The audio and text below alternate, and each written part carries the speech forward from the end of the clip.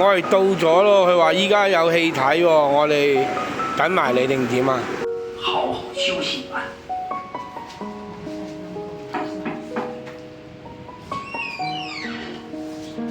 这里地方大，地形复杂，适合掩蔽。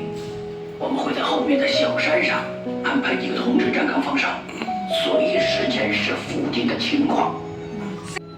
企圖要逼佢講出游擊隊嘅事，但係佢高風亮節，日後咬定自己係個華僑，係個外地人喺呢一度定居，只知耕種，而唔知道游擊隊嘅事。日軍最後只好放走佢。總共營救咗800多名愛國民主人士及文化界人士。下演係1982。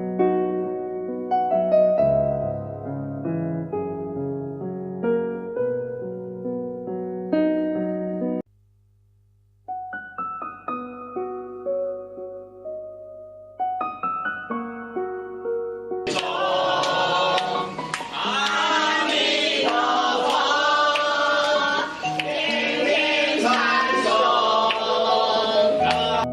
佛，阿彌陀佛。